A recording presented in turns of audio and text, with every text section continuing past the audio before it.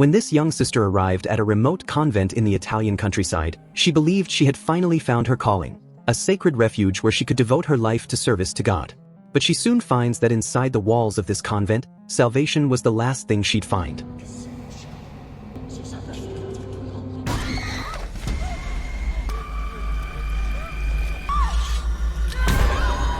God will never forgive you.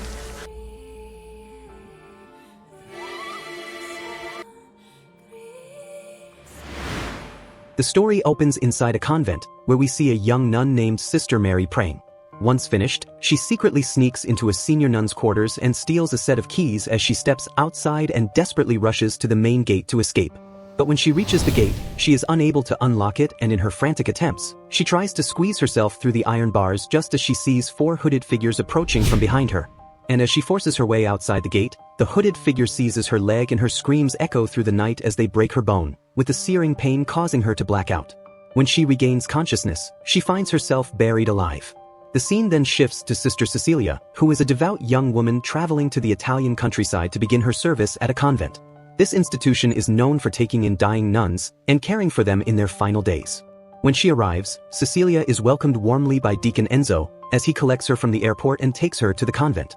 She is then shown around by Sister Isabel, who subtly warns her that she may regret her decision to stay. However, despite the warning, Cecilia remains resolute and she soon befriends another nun named Gwen, who helps her prepare for the initiation ceremony. During the ceremony, Cecilia is overjoyed to finally see Father Teschi, who had invited her to come to the convent, as she is eventually officially inducted into the group of nuns by Cardinal Franco. After the ceremony, Cecilia shares her past with Father Teschi as she tells him that when she was 12, she nearly drowned after falling through a frozen lake. She was even declared clinically dead for 7 minutes, until she was miraculously revived. She further tells the father that since then she believes that her survival was a divine gift, and she has decided to devote her life to God. So, when Father Teschi had invited her to join this exclusive convent, she saw it as her true calling. Later that night, while in her room, Cecilia hears a cry from outside. Wanting to find out what was wrong, she follows the sound into the chapel hall, where she sees a nun lying on the floor in prayer and crying uncontrollably. But as Cecilia approaches to comfort her and turns the nun over, she finds that her face is shapeless.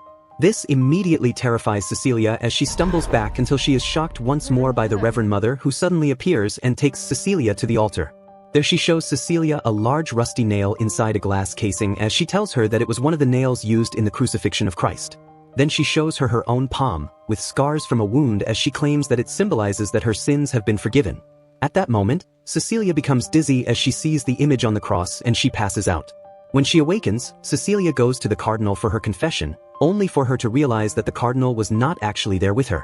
And as she tries to call out, several shadowy arms emerge from behind, seizing her and tying her tightly to a table. She suddenly sees hooded figures, just like in the opening scene, grabbing her face and one of them stabbing her. That is when she suddenly jumps awake, as she finally realizes that it was a nightmare. But as she looks around her room, she notices a shadowy figure staring at her from the doorway. The figure slowly starts to move towards her, but when she turns on her lamp to see more clearly, she finds that the doorway is empty. That morning, during breakfast, the Reverend Mother delivers her address to the sisters, but Cecilia quietly jokes with Gwen, and this quickly earns the 2 nuns a scolding from the Reverend Mother. But despite the stern rules in the convent, Cecilia and Gwen grow closer as they learn the daily routines of the convent. Together, they assist in caring for an elderly nun on her sickbed until she eventually dies. On one occasion, while working outside, Cecilia sees Sister Isabel staring directly at her. But when the spread white sheet was blown aside by the wind, Isabel had vanished from sight. Later that night, as Cecilia sleeps, one of the older nuns suddenly enters her room and cuts a lock of her hair. Cecilia is startled awake in confusion as she eventually guides the woman back to the infirmary where the sick nuns are kept. But before leaving, Cecilia notices scars in the shape of a cross on her feet, and the disturbing image lingers in her mind. The following day, as Cecilia bathes with the others, she shares her story with Gwen. That is when her friend tells her that she had once lived with a violent boyfriend before finding refuge in the convent. Though not as devout as the others, she had joined as a means for survival, believing that it was a safe place to live, eat, and sleep. However, as Cecilia listens to Gwen talk, she soon begins to feel unwell and she is rushed to the clinic. After her blood samples are taken, Cecilia walks about to pass time, and that is when she catches a glimpse of a strange figure outside the window. Her unease even deepens when a bird suddenly crashes onto the window where she is. Shortly after, she is summoned before the cardinal, who immediately starts to interrogate her about breaking her vows before joining the convent. Father Teskey encourages her to confess the truth, but Cecilia maintains her innocence, insisting she has always been a devoted woman. And when the cardinal presses further, asking if she has ever been with a man, Cecilia reveals that she has never been in a relationship and that she is still a virgin. This leaves all of them in shock as a scan machine is quickly brought into the room, and after examination, the doctor announces that Cecilia is pregnant. After hearing the news, both the cardinal and Father Teskey celebrate, as they believe that she has been chosen as the next Virgin Mary. A ceremony is even held in her honor, praising what they call a divine miracle. Yet, in the midst of all the celebration, Sister Isabel and Gwen appear visibly disturbed by the news. A few months later, when Cecilia enters her second trimester, her health starts to deteriorate as she starts to vomit more frequently, and in one of those episodes, she discovers that one of her teeth has fallen out. And whenever she enters the dining hall, all the nuns, except for Gwen, stand to greet her, and they only sit down once she has taken her seat. And then, one of the senior nuns will serve her breakfast, as they quietly remind her not to stress herself too much because of her divine pregnancy. But in all these, Gwen grew increasingly frustrated with the way the sisters treated Cecilia, and beneath her anger was genuine fear for her friend's safety. Days later, as Cecilia tries to relax in a bathtub, she is suddenly pushed under the water. And as she struggles to breathe, she realizes that it was Isabel attempting to drown her. Chaos erupted as a senior nun burst into the room with two others, and pulled Isabel away as she continued to scream that the honor of bearing the next savior should have been hers.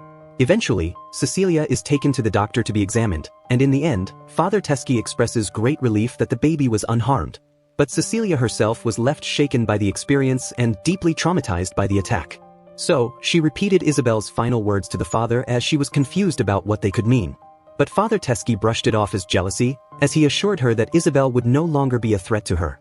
However, when Cecilia demanded to be taken to a hospital outside the convent to get a second opinion about her condition, as she doubted the competence of the resident physician, Dr. Gallo, Father Teskey dismissed her concerns quickly, as he insisted that she was perfectly fine and they do not want the news of the next savior spreading before his birth. From that moment, Cecilia grew increasingly suspicious of everyone around her, and one day, while walking down a corridor, she noticed two hooded nuns watching her from behind the window. Suddenly, a figure jumps from the rooftop of the building. When Cecilia rushed with the others to see who it was, Cecilia froze in horror when she discovered that it was Isabel, who had just killed herself. And as the convent prepares for Isabel's burial, Gwen starts to tell Cecilia that no one at the convent could be trusted. She believes that the senior nuns were hiding secrets, and that Isabel's death was proof enough.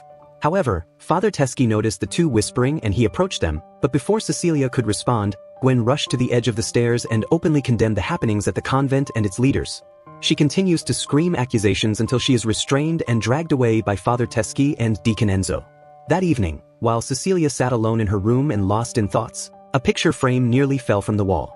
And when she looks closer, she finds that behind the frame were words written in Italian, and when she translates them to English, she discovers it was 2 Corinthians 11 verse 4, a passage that warned that Satan often disguises himself as an angel of light. The revelation shook her, as she became convinced that Gwen might have been right all along. So, Cecilia decides to set out to uncover the truth. As she goes to Gwen's room to talk to her, however, the room is empty. So, she instead slipped into the cardinal's office and began searching through the files there. There, she discovered amongst her file, a piece of newspaper clipping about the accident she had narrowly survived years earlier. However, her investigation is cut short when she hears a scream echoed through the halls. Following the sound, Cecilia traced it to a locked room as the cries grew louder. So, she peeped inside through the keyhole, and what she saw made her tremble with horror as tears streamed down her face. She sees that the group of faceless nuns had restrained Gwen on a chair, and then, one of them brutally cuts out Gwen's tongue. At the sight of the horror, Cecilia tries to retreat backward only for her to stumble into one of the old sick nuns, who had suddenly appeared behind her and covered her mouth. It was the same sickly woman who had once cut strands of her hair, and with an eerie smile, the nun handed Cecilia a cross, with her hair wrapped tightly around it. And when Cecilia pleaded with her to help her escape, the woman tells her that no one ever leaves the convent. But days later, the convent was thrown into chaos when Cecilia's agonized screams woke the sisters. Father Teskey and several nuns rushed to her room, only to find her bleeding heavily. Cecilia begged them to help her, as she doesn't want to die. Since the doctor was not around that day and believing that she was miscarrying, Father Teskey made the decision to take her to the hospital. However, one of the nuns was still in her room, praying for Cecilia when she noticed something unusual. The blood smelled strange. And when she looked under the bed, she discovered a hidden bag containing a slaughtered chicken. In the meantime, Cecilia and the father were close to town when he received a call from the nun telling her about her discovery that Cecilia was faking the miscarriage in an attempt to escape. At that point, Cecilia realized that she had been exposed, and she immediately fled from the car, but she was no match for the men as they recapture her and take her back to the convent. There, she is forced into a brutal cleansing ritual while a senior nun scrubbed her violently in a bath, and even hit her when she resisted. Cecilia was then strapped into a wheelchair and brought before the altar. That is when Father Teskey shows her the sacred nail of crucifixion again, as he finally discloses his true intentions. He tells her that before becoming a priest, he had been a geneticist and for years, he had experimented with DNA extracted from the holy relic, in an attempt to recreate Christ himself. But every effort had failed, until Cecilia. To him, she was the chosen vessel, a new Virgin Mary who is destined to give birth to a reborn Jesus. He then takes her to the basement, where he shows her shelves of glass jars displaying his failed creations. Some fetuses looked human, while most were monstrous. Finally, he forces Cecilia into another room, where Deacon Enzo restrains her as Father Teskey branded her feet with burning crosses. Then, she is locked away in a secluded room. Now in her third trimester, Cecilia met with the cardinal in tears, as she confesses, but at this point, her symptoms have become more detrimental as we see her nails gradually starting to pull off her fingers. And when she asks the cardinal if God will approve of their work, the cardinal responds that if God doesn't approve, then he would have definitely stopped them. After this encounter, Cecilia is taken to see the doctor, who checks her pregnancy and steps outside to get something, while leaving her alone with the Reverend Mother. But while the mother was obsessed with the monitor of the ultrasound machine that was displaying the child, she failed to notice Cecilia grabbing a crucifix from the shelf as she strikes out and continues to hit her until the Reverend Mother dies. Now breathing heavily from the encounter, Cecilia staggered into the hallway. Suddenly, she felt a sharp pain and her water broke. But even at this, she would not allow herself to be deterred at this point, so, while clutching the crucifix in her hand, she continues to move as she knows that her fight for survival had only just begun. In the meantime, the cardinal is overwatching the nuns singing as he smokes on the balcony when Cecilia quietly approaches from behind and immediately strangles him to death with her rosary. After witnessing what had just happened, Dr. Gallo soon runs away in fear. However, Cecilia ignores him altogether, and after taking the cardinal's lighter, she makes her way to the basement, into Father Teskey's secret laboratory. Then, she doused the room with ethanol, as she prepared to burn everything to the ground. Just then Father Teskey enters the room and tries to convince her to stop, but Cecilia was unrelenting. However, just as she prepares to strike the lighter, a sharp pain surged through her body, slowing her down.